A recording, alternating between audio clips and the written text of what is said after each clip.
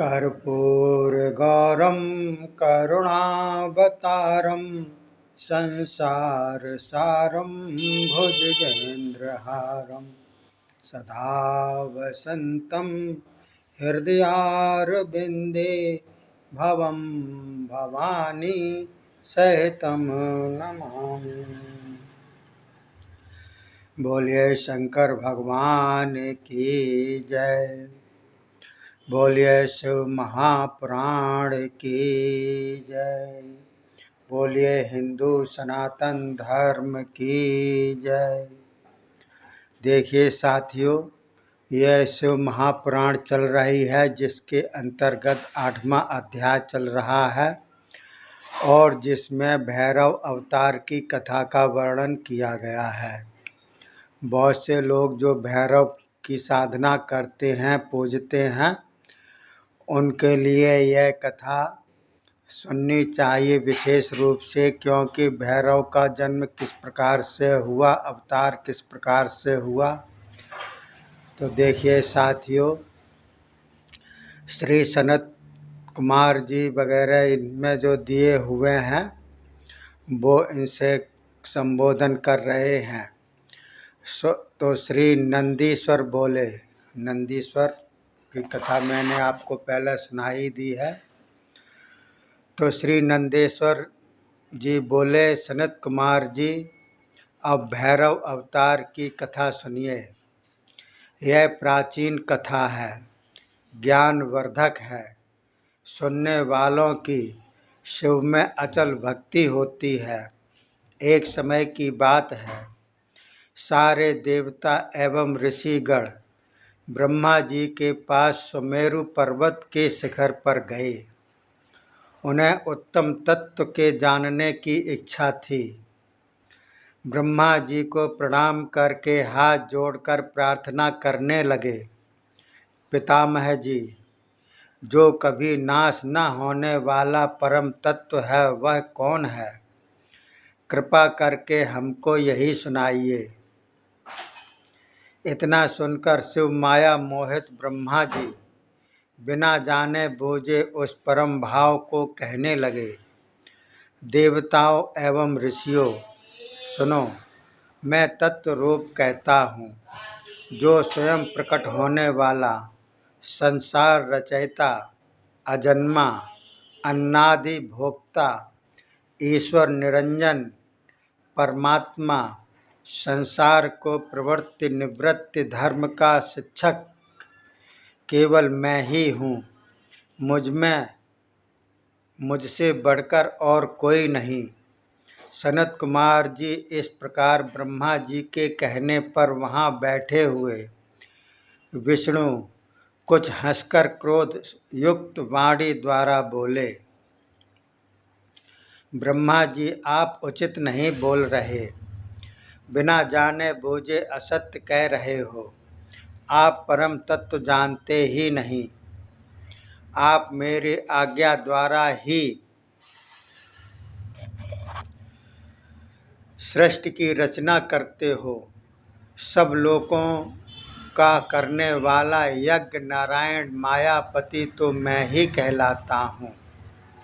मैं ईश्वर परमात्मा हूँ। इस प्रकार मेरा अपमान करना अपना जीवन नष्ट करना है। नंदीश्वर बोले, ब्रह्मा तथा विष्णु त्रिपुरा प्रकृति से मोहित होकर एक दूसरे पर जय पाने की इच्छा से वेद शास्त्रों के प्रमाणों द्वारा अपना अपना अस्तित्व सिद्ध करने लगे। तब मूर्ति रूप विराजमान चारों वेदों से भी पूछने लगे। दोनों बोले, वेदों, आप लोग प्रमाण रूप हो। सारा जगत सबसे श्रेष्ठ प्रमाण आपको ही मानता है और हम भी विश्वास करते हैं। अतः आप ही कहें कि अविनाशी परम तत्व कौन है। तब इस प्रकार दोनों की बातें सुनकर जगदीश्वर शंकर का स्मरण करके ऋग्वेद, यजुर्वेद, सामवेद अथर्ववेद चारों कहने लगे, हे ब्रह्मा विष्णु आदि देव देवताओं, यदि हमको योग्य प्रमाण मानते हो तो हम आप लोगों के संशय निवारणार्थ प्रमाण कहते हैं। ऋग्वेद बोले, जिसके गर्भ में सब प्राणी रहते हैं एवं जिसके द्वारा सब काम आरंभ होता है वही परम तत्व है, वह है भगवान शंकर। यजुर्वेद कहने लगा, सब प्रकार के यज्ञों एवं योगों से जिस तत्व का भजन होता है वह परम तत्व एक ही सदाशिव हैं। सामवेद बोले, संपूर्ण संसार जिसकी शक्ति से चलता है एवं जिस जिस तत्व का चिंतन योगी जन किया करते हैं और जिसका तेज सारे संसार में प्रकाशित है वही परम तत्व त्र्यंबक सदाशिव हैं। अथर्ववेद बोला, जिस देवताओं के भी ईश्वर को अपनी शक्ति भक्ति द्वारा भक्तजन केवल उसकी कृपा पाने के हेतु ही देखते हैं वही परम तत्व है, वह मोक्ष रूप सब दुखों से परे सदाशिव हैं। नंदीश्वर बोले, इस प्रकार वेद वचन सुनकर माया मोहित हुए उन दोनों की चेतना जाती रही। चकित होकर वेदों से बोले, वेदों आप लोग यह क्या कह रहे हो? अज्ञान के वश तुम्हें क्या हो गया है? तुम्हारी चेतना कहीं नष्ट तो नहीं हो गई? जो शिव को ही तत्व कहते हो जा रहे हो वही शिव जो प्रथम नाथ हैं, सदा नग्न रहता है, पीत वर्ण महाकुरूप जटा सर्पधारी बैल की सवारी करने वाला एवं दिन रात पार्वती के साथ रमण करता है, इसको हम परम तत्व कैसे माने? इतना सुनकर सर्व व्यापक मूर्तिमान ओंकार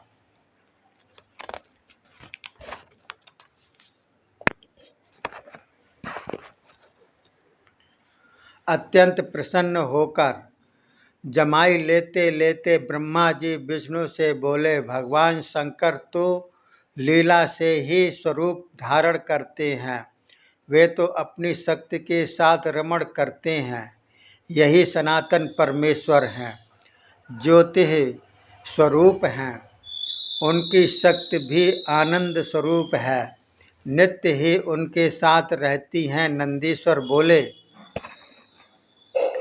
सनत कुमार जी, इस प्रकार ओंकार के समझाने पर भी शिव माया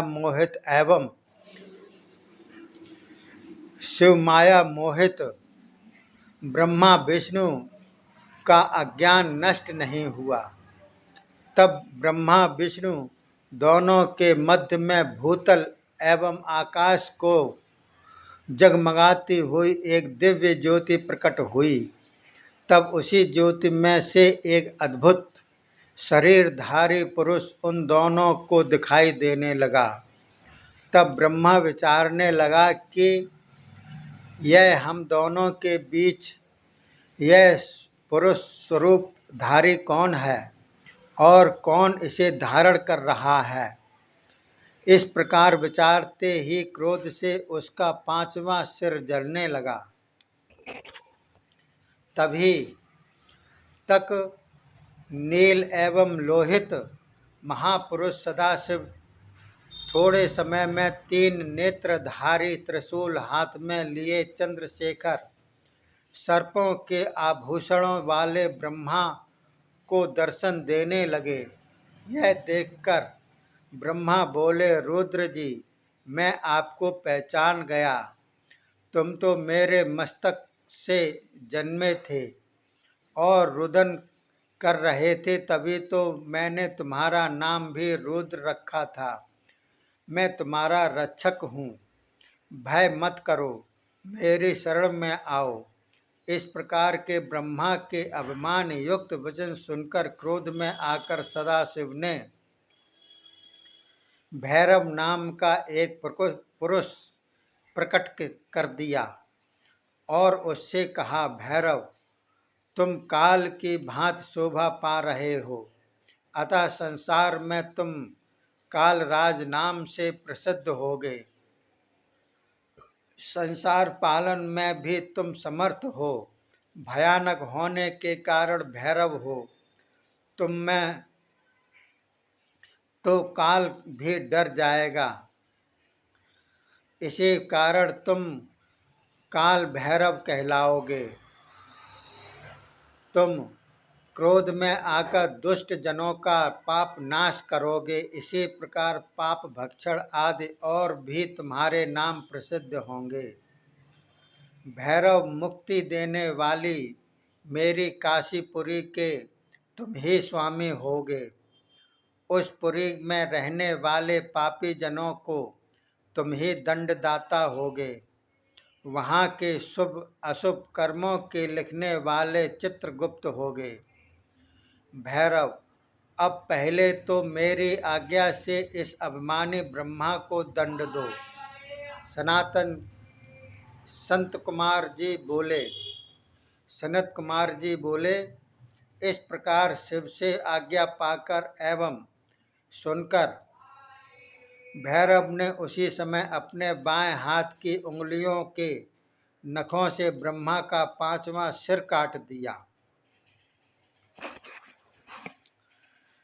इसी 5वें मुख ने ही शिव की निंदा की थी। शास्त्रों की आज्ञा भी यही है कि अपराधी को दंड देना उचित है, अन्य को नहीं। तब तो ब्रह्मा जी के सिर को कटा हुआ देखकर विष्णु भयभीत हो गए। तब भक्ति के साथ शतरुद्रीय द्वारा भगवान शंकर की स्तुति करने लगे। तब ब्रह्मा भी भय से कंपित हुआ शतरुद्रीय मंत्रों का जप करने लगा। उन दोनों का अभिमान निवृत्त हुआ। भगवान शंकर को सच्चिदानंद रूप मानकर उनकी स्तुति करने लगे। नंदीश्वर बोले, जब तक हृदय में अज्ञान रूप अभिमान का निवास होता है, तब तक सत्य ज्ञान का प्रवेश नहीं होता। इसी अभिमान के त्यागने से ही परमेश्वर का ज्ञान प्राप्त होता है। भगवान शंकर तो अभिमान के परम शत्रु एवं अभिमानियों के नाशक हैं। इसी प्रकार उन दोनों का अज्ञान रूप अभिमान निवृत्त हुआ। यह देखकर सदाशिव ने दोनों को अभय दान दिया। ब्रह्मा विष्णु को धैर्य देते हुए भैरव से बोले, भैरव, तुम मेरी ही मूर्ति हो, फिर भी ब्रह्म हत्या से मुक्त होने हेतु ब्रह्मा के कटे 5वें सिर का कपोल बनाकर कपाली बन जाओ। भिक्षा मांगते हुए संसार में भ्रमण करो।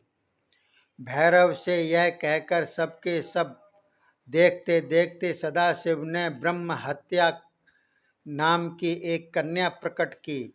फिर भैरव से बोले, तुम भयानक रूप धारण कर इस ब्रह्म हत्या नामक कन्या से प्रथम काशीपुरी में पहुँचो। फिर उस कन्या से भी बोले, तुम सब स्थानों पर विचरण कर सकती हो, किंतु काशी में नहीं। जब भी तुम काशी पहुँचोगी तभी तुम्हारी मुक्ति हो जाएगी। नंदीश्वर बोले, सनत कुमार जी, इस प्रकार कहकर ब्रह्म हत्या को भैरव के पीछे करके सदाशिव वहाँ पर से अंतर्ध्यान हो गए। बोलिए शंकर भगवान की जय। बोलिए शिव महापुराण की जय। बोलिए हिंदू सनातन धर्म की जय। ये 8वां अध्याय समाप्त होता है। अगला 9वें अध्याय में भैरव का चरित्र वर्णन दिया जाएगा। तो साथियों, आप शिव महापुराण सुनते रहिए और शिव महापुराण के माध्यम से कुछ ज्ञानार्जन भी करते रहिए। देखिए, इस 18 तारीख से लेकर के और 16 दिन निरंतर पितृपक्ष लग जाएगा। पितृपक्ष में कुछ सावधानियां बरतनी चाहिए। पवित्रता बहुत अनिवार्य है। पवित्रता के साथ साथ कुछ नियम संयम भी होने चाहिए। अगर आप कहीं गया आदि में नहीं जा पाते हैं तो आप घर पर ही एक शिवलिंग ले आइएगा अंगूठे के आकार का, और वो शिवलिंग मिट्टी का ना हो, पत्थर का हो या किसी और धातु का हो, वो ले आइएगा। और उसको आप उत्तर की ओर मुख करके उसको साफ करके गंगा जल से स्नान करा करके रख लीजिएगा, और अपना मुख दक्षिण की ओर करके और एक तांबे के लोटे में या किसी भी लोटे में जल ले करके और इसमें थोड़ा सा तिल वगैरह डाल करके और दक्षिण दिशा की ओर मुख करके और शिवलिंग का उत्तर की ओर मुख करके बैठ जाइएगा, और गंगा और लोटे में जो जल है उसकी धारा दोनों हाथों से डालिएगा किसी एक पात्र में, क्योंकि वो जल आपके पैरों पर नहीं आना चाहिए। और अपना ध्यान करिएगा, पितरों का ध्यान जो आपके गुजर चुके हैं, जो गुजर चुके हैं, जिसका ध्यान आप कर सकते हैं और करिएगा। और समर्पयामि पितृ समर्पयामि नमः, इस प्रकार से उनका नाम और ध्यान करके जलधारा पात्र में डालिएगा, और उस पात्र को आप ले जा कर के जल को किसी पौधे में या किसी पेड़ के नीचे सींच दीजिएगा, उसको पैरों में नहीं आना चाहिएगा। इस प्रकार से करिएगा। और दूसरी बात यह है कि प्रत्येक दिन सुबह जल्दी उठ करके और शौचादि से निवृत्त होकर के स्नान करके सर्वप्रथम किचन में जा कर के 2 रोटी गाय के लिए पितरों के नाम की खिलाइएगा। उसमें थोड़ा सा गुड़, थोड़ा सा घी और थोड़े से तिल काले रख कर के गाय को खिलाइएगा प्रतिदिन। इसके बाद दूसरा काम करिएगा। तो ये दोनों काम निरंतर 16 दिन तक अगर आप करेंगे तो पितृ आपके खुश होकर के आपको आशीर्वाद देंगे, जिससे कि आपके बिगड़े हुए काम भी बनेंगे और आपको आशीर्वाद देंगे, आपको शांति प्रदान करेंगे। इस प्रकार से इन पितृपक्षों का आप जो है नियम पूर्वक करिएगा, जिससे कि आप लाभान्वित हों। अगले आप देखिएगा 9वें अध्याय में भैरव चरित्र का वर्णन। तब तक के लिए जय हिंद, जय हिंद, जय भारत।